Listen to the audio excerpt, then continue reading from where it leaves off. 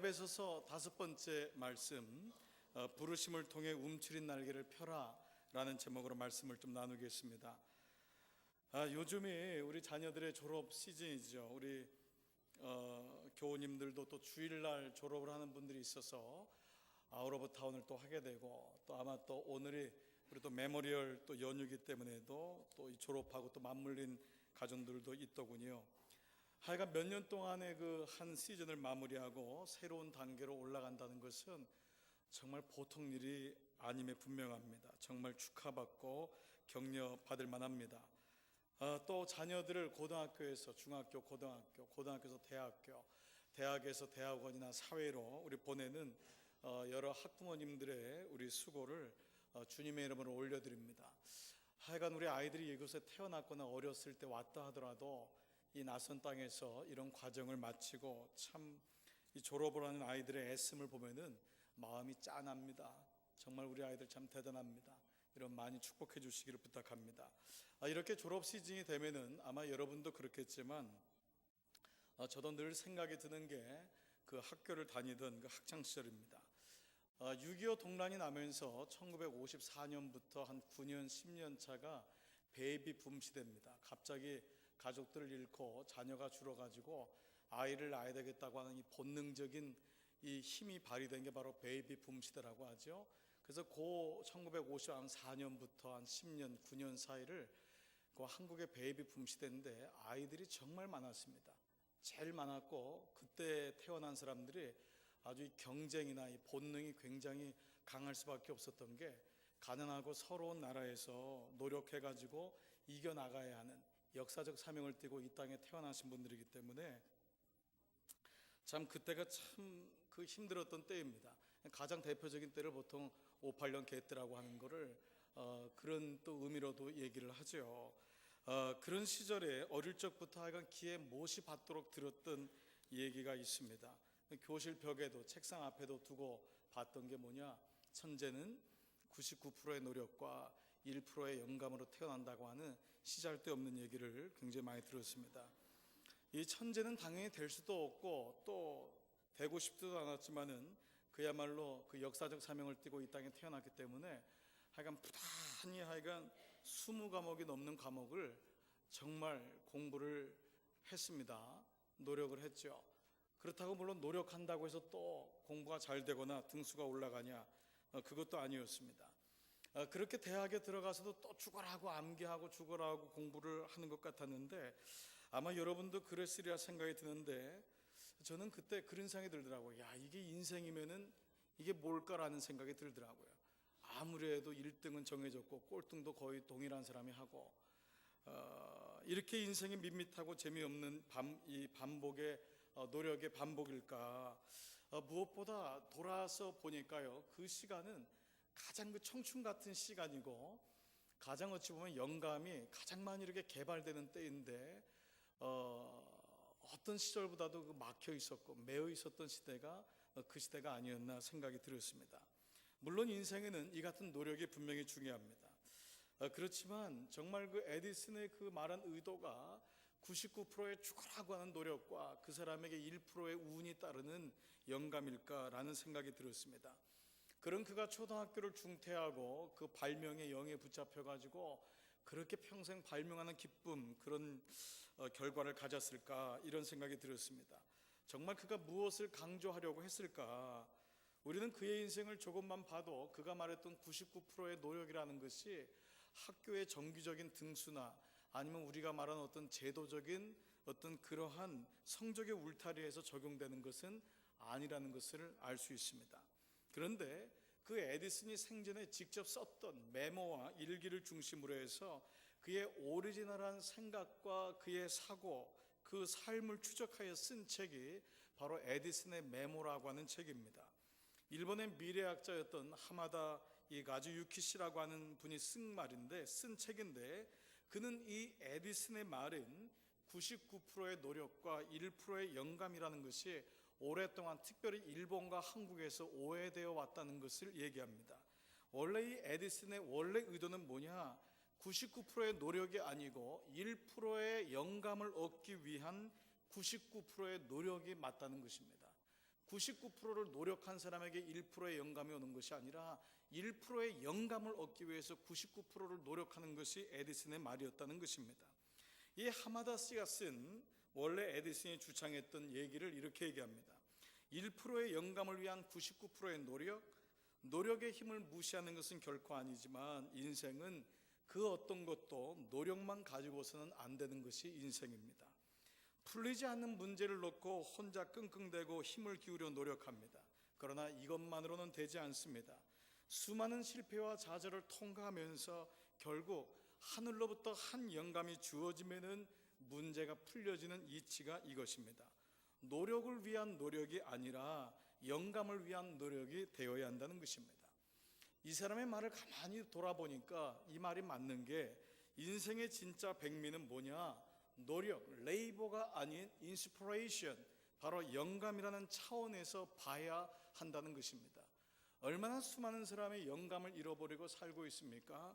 오늘은 사실 성령 강림절기의 첫 주일입니다. 성령 강림절기라는 것은 인간의 애씀과 노력이 아닌 우로부터 부어주시는 하나님의 접촉하심, 하나님의 접속된 사람들에 의해서 이 세상이 어떻게 움직여지는가를 보여주는 것이 바로 성령 강림절기입니다. 이런 의미에서 교육가였고 시인이었던 예이츠가 이런 얘기를 했습니다. 교육이라는 게 뭐냐? 양동이에다가 물을 퍼주어서 채워주는 게 아니라 아이의 심령에 불을 붙여주는 것이다. 100% 동감합니다. 아이들에게 무엇을 외우게 하고 그 잘 외운 것 때문에 등수를 매겨주는 것이 아니라 그 아이에게 공부의 목적과 동기가 무엇인지, 그 아이에게 숨겨져 있는 다른 사람들이 그 아이조차도 보지 못하는 하나님의 영감을 쳐줘야 한다는 것입니다. 그래야지 그 인생이 결국 하나님이 기뻐하는 인생을 살고 또 하나님께서 기뻐하는 날개짓을 하면서 행복한 인생을 살 수 있다는 것입니다. 저는 우리 아이들이 이렇게 졸업을 하고 진급을 하는 걸 보면서 부디 우리 아이들이 거장이 되기를 바랍니다. 그 거장이란 건 등수의 거장 이상으로 학교와 제도가 무시되면 안 되지만 그 이상을 뛰어넘는 하나님의 영감을 가진 하나님의 사람들, 거목이 일어나기를 여러분 가정을 위해 주의 이름으로 축복합니다. 그러나 이것이 우리 자녀들의 얘기만 아니겠습니까? 인생을 50살든 60살든 70을 살든 어른의 이야기도 마찬가지입니다. 오늘 이런 가운데 우리가 보게 되는 오늘 에베소서 4장은 에베소서의 전반적인 구성이 1장부터 3장까지가 독트린입니다. 교리고요. 그 다음에 4장부터 6장의 프랙티스, 바로 실제적인 삶에 대한 얘기를 합니다. 그래서 오늘 에베소 4장은 어떻게 하면 그리스도를 영접하고 행복한 인생을 살 수 있느냐라고 하는 실제적인 부분을 얘기하고 있습니다. 그런데 오늘 우리가 읽었던 4장 1절 6절을 보면은 에베소 교회는 행복과는 좀 거리가 먼 혼란스러운 과정을 겪고 있다는 것을 알게 됩니다. 그러면 이 문제의 근원이 뭘까? 이 에베소 4장과 5장 6장을 쭉 보면은 이 문제의 근원이 우리가 만났던 에디슨에 대한 오해와 별을 다를 바가 없다고 하는 것을, 이 느낌을 지울 수가 없습니다. 자, 먼저 4절 5절에는 이 에베소 교회가 가지고 있는 문제가 뭔지를 얘기하고 있습니다. 보시겠습니다. 같이 한번 읽겠습니다. 시작. 몸이 하나이요 성령도 하나이니 이와 같이 너희가 부르심의 한 소망 안에서 부르심을 입었느니라. 주도 하나이요 믿음도 하나이요 세례도 하나이요. 여러분 이미 짐작하시겠죠? 갈라졌다는 것입니다. 이게 한 집에 살고 한 교회 안에 있고 너희가 분명히 둘이 아니라 하나인데 이상하게 문제가 생겼다는 것입니다. 틀린 게 아니고 다른 건데 이게 뭐가 문제가 있어서 지금 믿음도 하나고 주도 하나고 세례도 하나인데 왜 이렇게 갈등하느냐라고 묻는 것입니다. 이런 모습 보면은 초대교회에 드러난 일반적인 문제는 두 가지입니다. 첫 번째 뭐냐 하면 교회 바깥에서 일어난 문제입니다. 예를 들면 유대교회에서 회심해서 그리스도인이 된 이 주이시 크리스천들의 문제는 뭐냐? 할례까지 교회로 가지고 들어온 거잖아요. 할례 받아야지 예수 믿는 거다. 이 말도 안 되는 이론을 가지고 들어온, 또 영지주의라는 게 뭐냐 하면 그저 영적인 거, 그렇게 모양이 비슷한 거는 다 좋은 거다. 우리 육은 부정되는 것이다.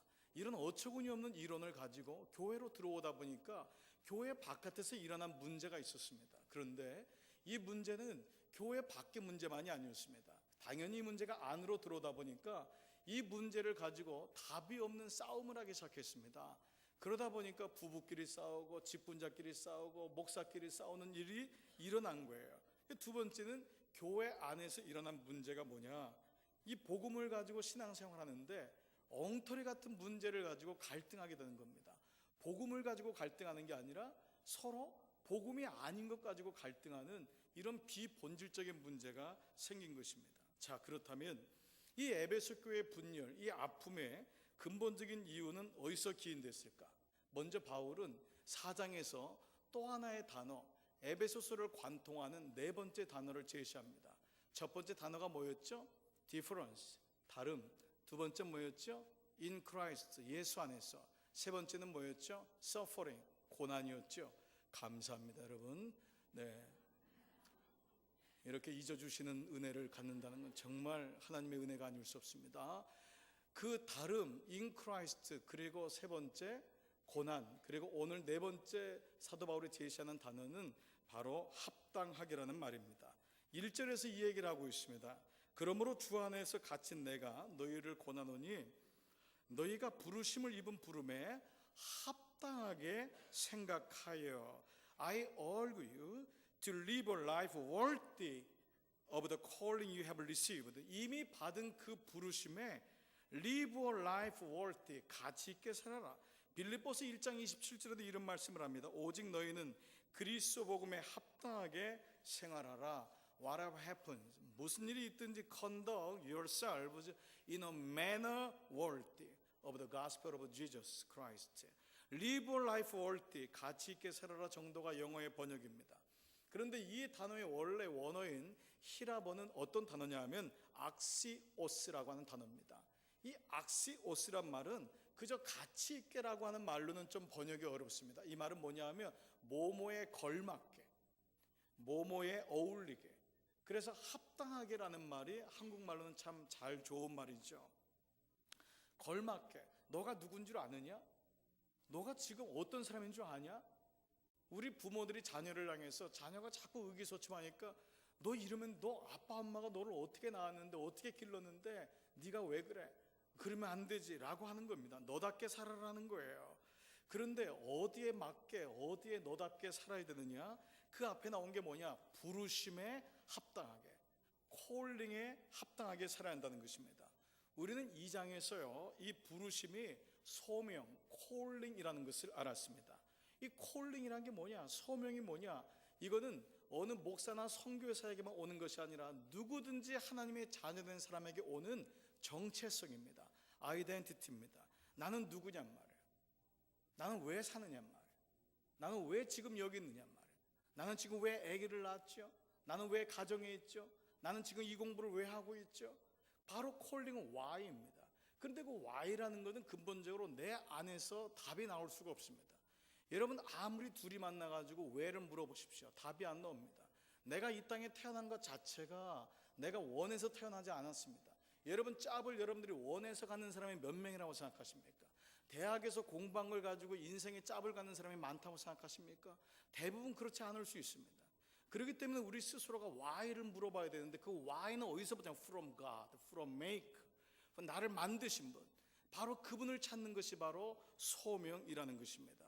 이 why가 클리어되지 않으면 how를 살 수가 없습니다. 그렇지 않습니까?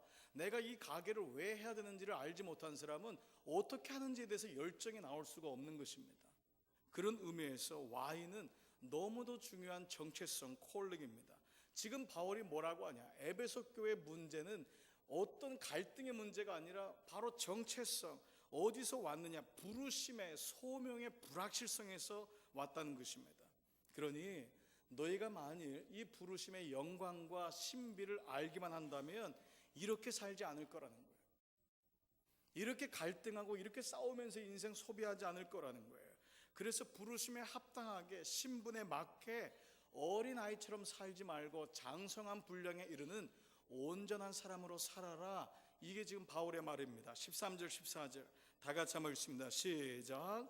우리가 다 하나님의 아들을 믿는 것과 아는 일에 하나가 되어 온전한 사람을 이루어 그리스도의 장성한 분량이 충만한 데까지 이르르니 이는 우리가 이제부터 어린아이가 되지 아니하여. 이 결과는 어떤 조건이 있냐면 부르심을 알면은 장성하게 살 수 있다는 것입니다. 쉽게 말하면 이겁니다. 왜 둘이서 싸우느냐? 둘 다 어린아이이기 때문에 싸우는 겁니다. 한쪽만 어른이면 절대 싸움은 일어나지 않습니다. 철없이 저러던 아이하고 싸우는 엄마는 없습니다. 왜냐하면 엄마는 이 아이를 통해 부르심을 알았기 때문에 아이하고 싸우지 않습니다. 그러나 아이는 어리기 때문에 자기 자신에 대한 정체성을 알지 못하기 때문에 자꾸 칭얼대는 겁니다. 그런데 애가 자꾸 칭얼대는데 엄마가 그래 너 죽고 나 죽자 이러면 엄마가 아니죠. 엄마는 이미 이 아이를 통해서 성숙했기 때문에 이